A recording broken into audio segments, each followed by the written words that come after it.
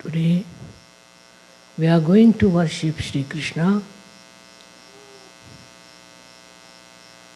as a very great personality, and you know why he came on this earth to establish this is the new form of not Virat, not Virata, but a form by which this country became so prosperous. And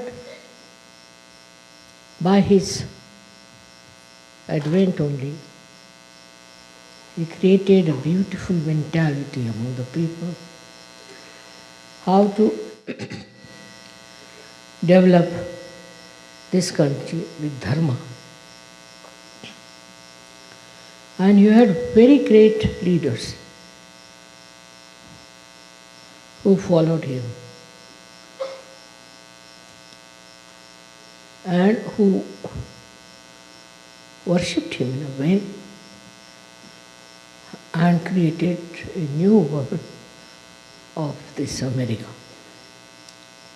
But unfortunately, as the time passed on, his form vanished from the minds of the people. The reason was Krishna was represented here by a very, very wrong type of people who had no idea about Sri Krishna. That he was a great master of wealth, that he knew how to use the wealth and how to create the wealth with dharma, not with adharma. They all forgot about it completely and gradually started using maneuvering powers, all kinds of adharmic things, cheating, grabbing money, spending their money in absolutely uselessly. He is Kubera.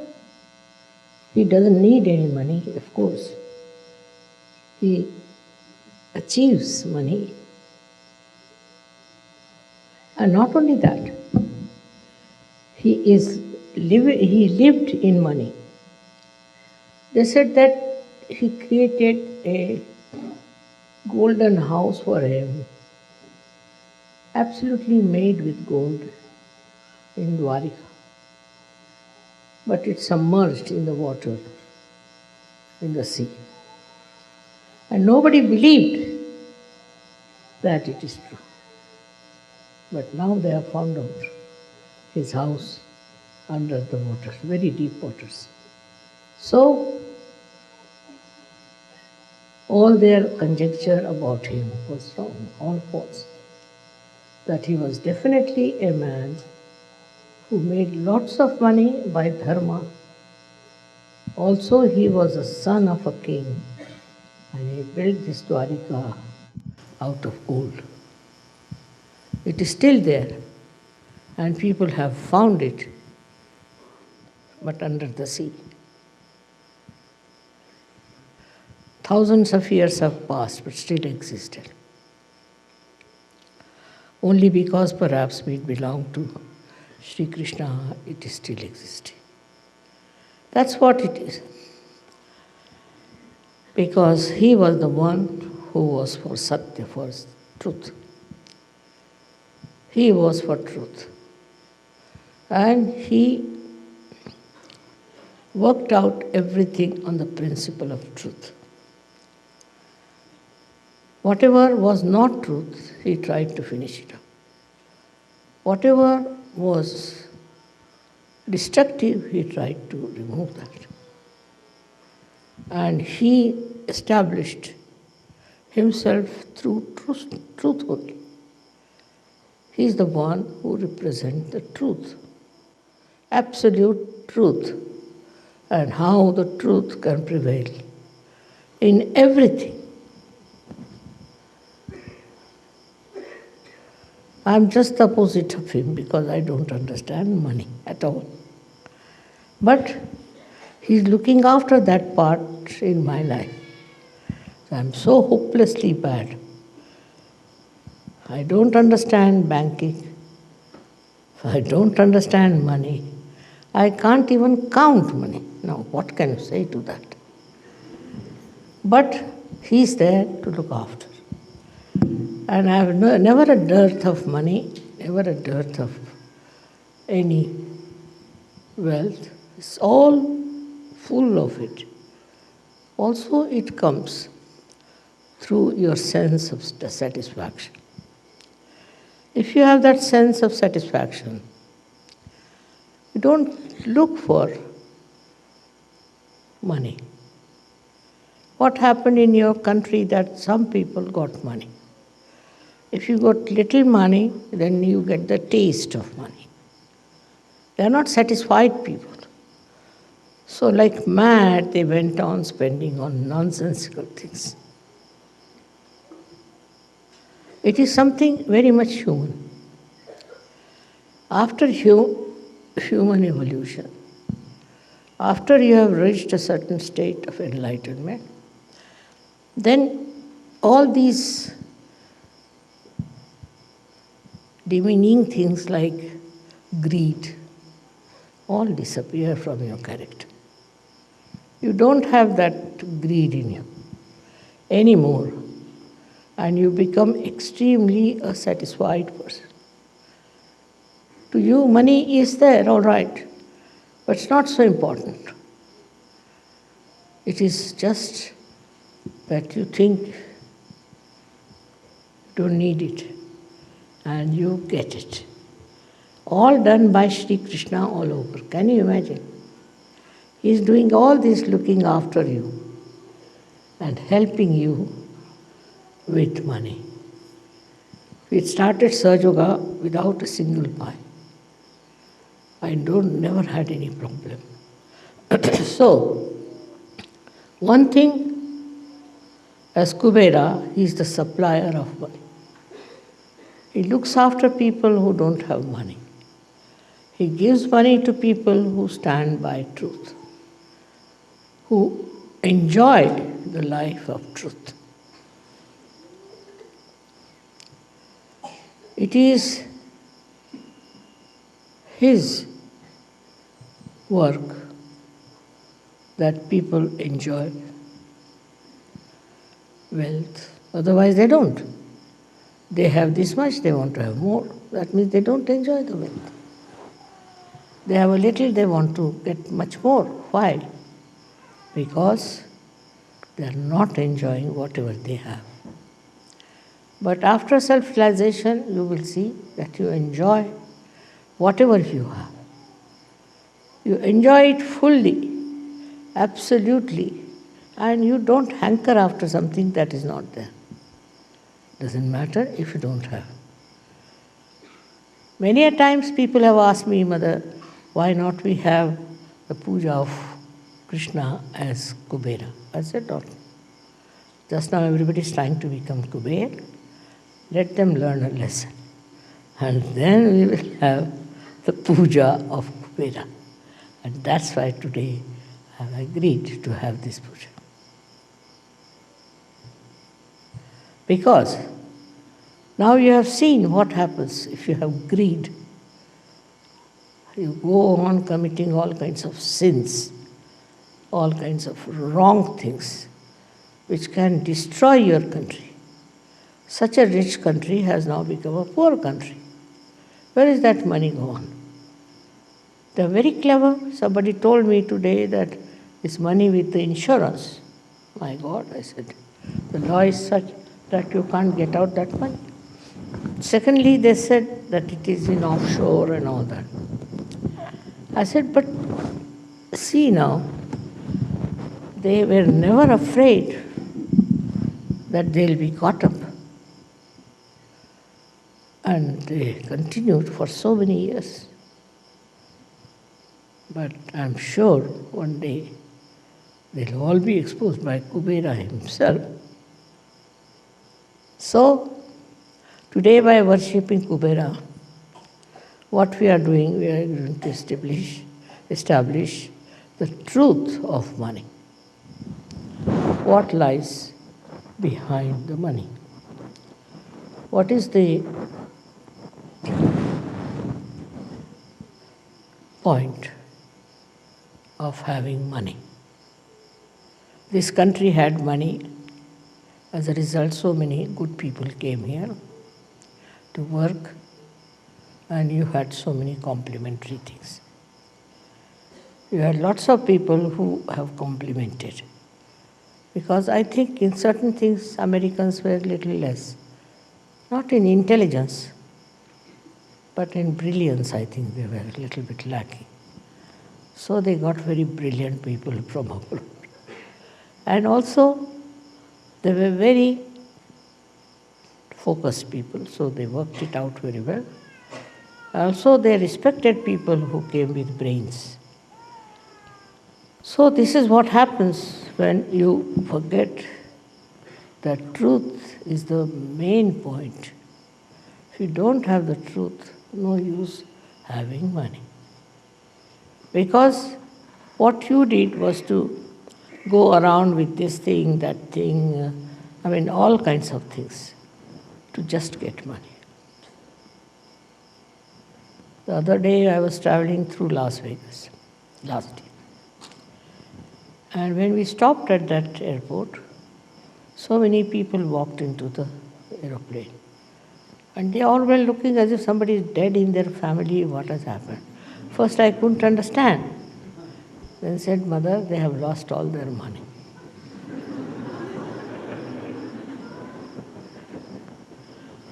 So, when they have money, they are jumping. Next moment, they are crying because they have lost the money. What's the use of such a money, which is so temporary, which is so useless? But that is human nature, to run after Maya. And this is the quality of money, that it gives you Maya.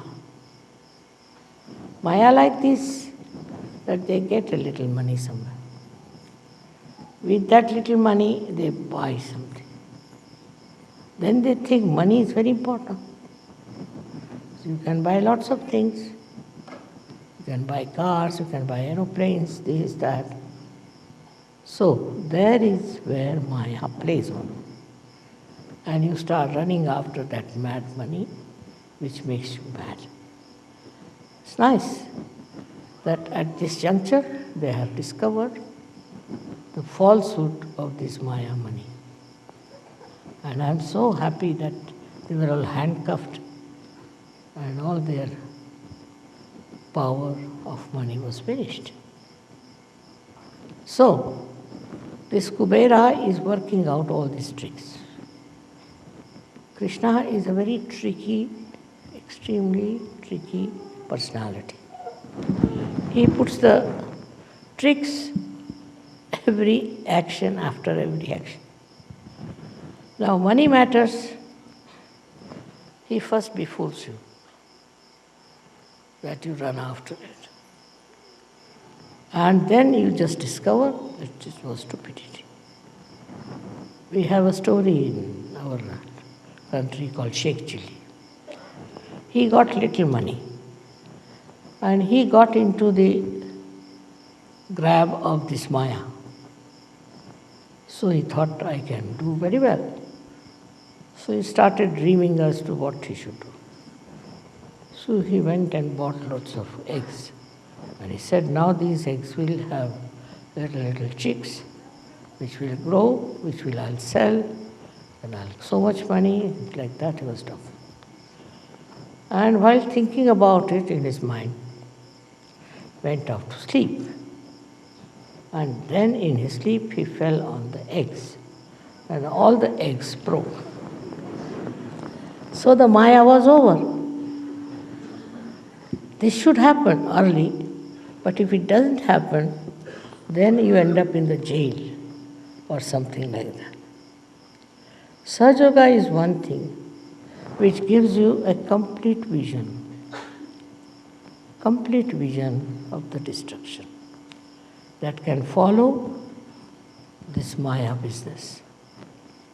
It is something such a insight that you don't have to do anything with it. I'm different, I told you, I don't understand it at all. But even if you understand the value of money, even if you understand that money can bring lots of things to you, despite that you don't look at it, just turn your face. That is the sign of a real Sahajogi. To him, it doesn't matter temperamentally. It's not that he does something for that or tells his mind, nothing. Temperamentally, he doesn't care for money, just because he's above it. The one who is above money is a real Sahajogi.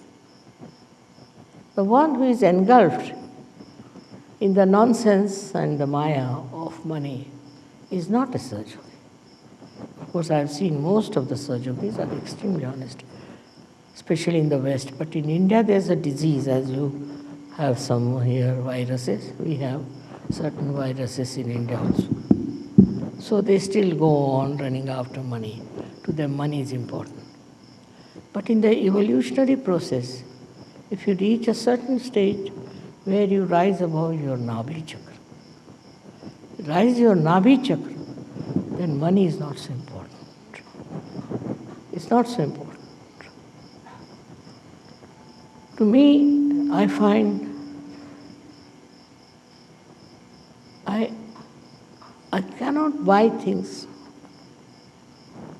unnecessary. Of course, there are so many unnecessary things gathered because you people give me gift presents, this, that.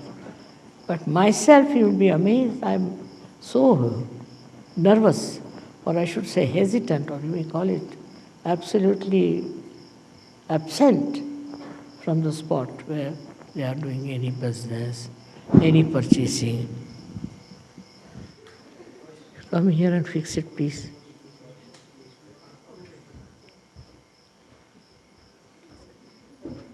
It falls down, so I'm holding on.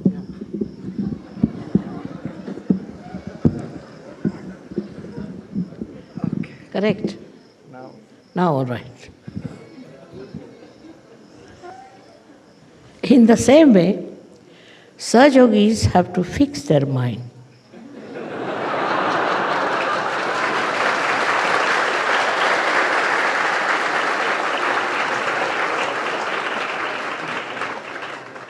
To their spirit and enjoy the powers of your spirit, your own.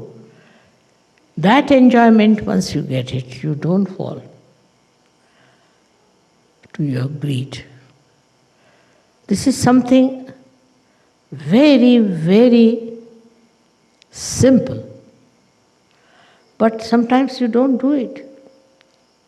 You get enamored by something, maybe a car, maybe an aeroplane, I don't know what, whatever it is. It's a headache to have too many cars, isn't it? But people have. They think by that people are impressed and they think no end of themselves and nothing. If they are impressed, what is the use to us? What do we get out of it? Sahajogi has his own spirit to enjoy more than anything else. He doesn't want to possess anything. It's a headache to possess things also. The other side of it is a Mahalakshmi. If that principle is within you, Mahalakshmi principle, you will have never a problem of money. On the contrary, you will know how to stop it. So far, as I am concerned, I get fed up of my Mahalakshmi principle. Because I don't know from where it works out, how it works out. without any effort. But temperamentally, I have no interest at all. Temperamentally. But it is I don't know what is the cause of this effect. Now supposing I buy some small thing, just like that. It will sell at least 10 times more. It will be of value at least 10 times more. I don't know how. It's very surprising. Automatically, I'll buy something very small and I find it's very expensive. How it works, that must be miracles of Mahalakshmi, I think. So, what I have to tell you is this, that you should not worry about your financial situations at all. Do not go on calculating. Do not see how much money you have in the bank, what you have to do with your money, where you should invest. I've seen people going mad planning the whole thing. There's no need to do that once you are a surgeon. It all works automatically. The greed is within you just like any other disease. As you have diseases, greed is also there. As your diseases can get cured with Sahaja Yoga, your diseases, as much as your greed is, it vanishes. If you don't know what is greed is, the only way to counterbalance is to become extremely generous. If you are extremely generous, greed will run away. That may be another way of doing it. Supposing you get something in your house and you think it is too much. Not to get rid of it, but just to think it's too much, you should give it to someone. You just start thinking, whom can you give? And immediately you'll remember, oh, that person doesn't have this. Let me give him this. And if you give him, he'll be so thankful. And he'll say all kinds of nice things to you, which normally nobody would say to you. Nobody.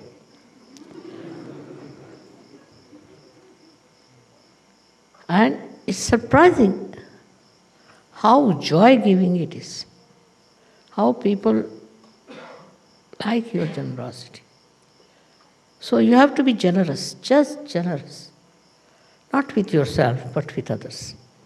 As much as possible, be generous. Generosity is very love-giving.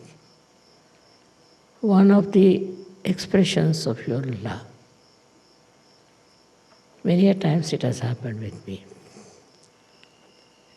That I saw somebody needed something and kept it in my mind. And I bought that thing and gave it to that person. And the amount of love that person gave me was 1,000 times more than what I would have got joy out of buying that thing. It was so insipid for me, but for him it was. He told so many people, mother gave me this, mother gave me that. I was surprised. Then they asked me, Mother, how did you give him? I said, just out of love. Many people took to Sahaja Yoga thinking what a generosity is. So to be generous is the best way to live in this world. After all, it's a headache to have too many things. Better to get rid of them. But out of love, if you do that, you will know how much they'll be appreciative of you. Another thing is to get rid of greed. you should try to do some sort of a collective social work. Supposing you go to some place where lots of poor people are there. I tell you, your greed will just drop. Be amazed how these people are living, in what conditions. Why do I care for all the wealth and everything? That will be just shocking. Sometimes you see people in India also in a very bad condition. Once I went to Calcutta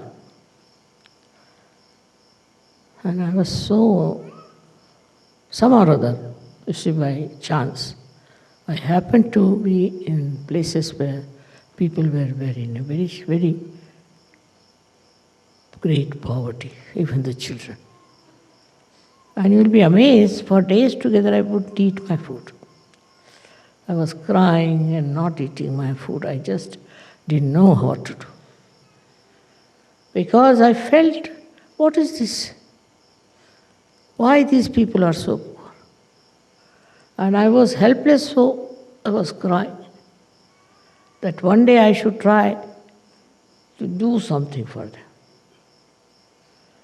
It is really remarkable at a very young age of mine. I started a leper home. I started an infirmary, a refugee home, all kinds of things. And I never even thought that whatever money I have, if I give to these people, I may have to give up some things. I also sold some of my things because so pleasure-giving, I tell you, so pleasure-giving, so joy-giving to be generous. It is so paying in every way that you should be generous. That is the quality of Kubera. He is an extremely generous personality. And that's what personality you should be. So I've seen that Sahajogis are very generous. So far nobody has told me that somebody is a miserly fellow. So far. But I'm sure one day will come when we'll have people of very high quality. In Sahaja we don't say, like other cults say, that you give up your clothes, you give up your family, you stay in a forest or in a hut or in nothing of that. Don't give up anything. You have to give up from your heart. Just it should happen in your personality. Don't have to give up. And if you have that well built in spirituality, you will not even think of grabbing someone. On the contrary, you would like to give up everything. My father was even worse than me, I should say. He always used to leave the house open, all doors open. He said, no thief will come if you keep the doors closed. So one day a thief came and he took away his gramophone. In the old times, these big horn ones, he took away. The next day my father was sitting very sad. So my mother asked her, why are you sad? Because of the gramophone. No, I'm only sad because it seems he's a connoisseur of music. He has taken the gramophone, but no records. So my mother said, all right, what should we do? Should we advertise in the newspaper that you take away your records? I mean, such a beauty that even after so many years, I'm telling you and you are enjoying. What a beautiful character it was of generosity. But if you force it through religion, through any such ideas, that you give up that, don't have to give up. You give up from within. If you are not attached to it, you have given up. That should be there. And if you all enjoy your generosity and charity, nothing like it. I have known people who are very rich and all that. But they lack generosity. That is another quality of Kubera. He perhaps understands banking, perhaps. That time there were no banks. But I think must be, because the way he manages banks, it seems to me that he's sitting on top of them. And that's why still in the banks there is no problem. I don't know. But he's a very clever person, very intelligent, very alert, which is important if you have to deal with money. Though he was absolutely detached from money. And just see his life, what he did. He lived in childhood with his guru, and he used to take what you call the cows and herds outside in the jungles. That is how he lived in his childhood. And later on, he was playing with the boys who were looking after the cows in a very, ordinary family.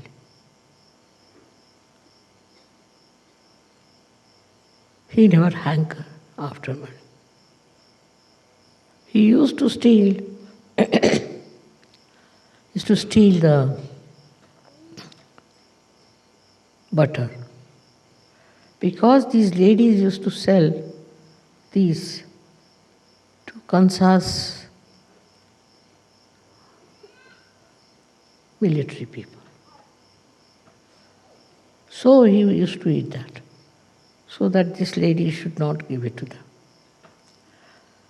Just imagine, such a little boy like him. So actually, how he was teaching them a lesson. Those ladies were greedy, wanted to give that to these horrible soldiers, and he would eat all that butter himself. In everything that he did, what you see is extreme generosity. Extreme generosity. With all his intelligence, he was so good. And he killed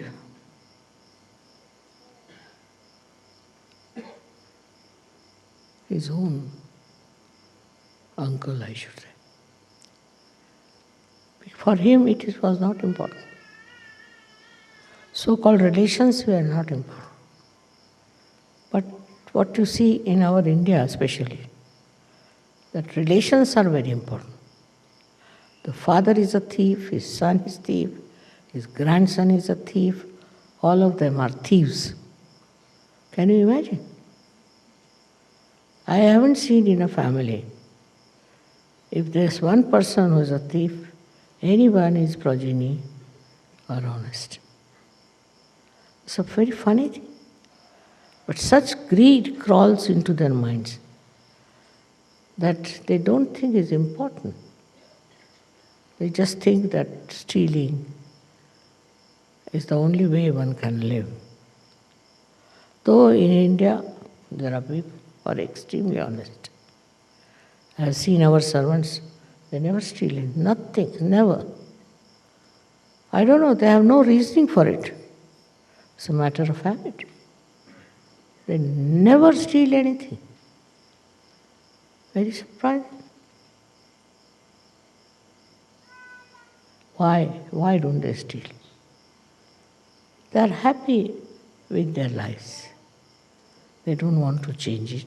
They don't want to have these horrible things that can put them in jail. But they don't know. They don't even think about it. They just don't do it. Why? Because they have a sense of shame.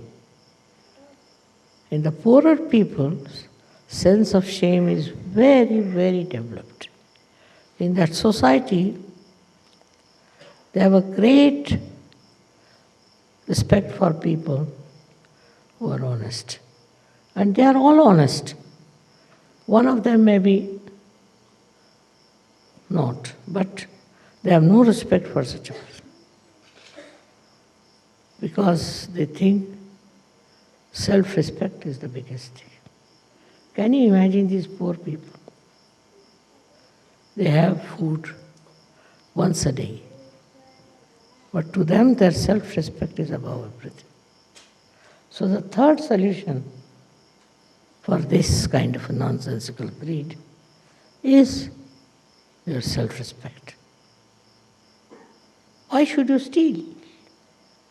Why should you have anything that is stolen? Or why should you have anything that belongs to another person? If you have that self-respect within you, you won't touch anything that is not yours. When the servants can do that, why not people who are not that badly off?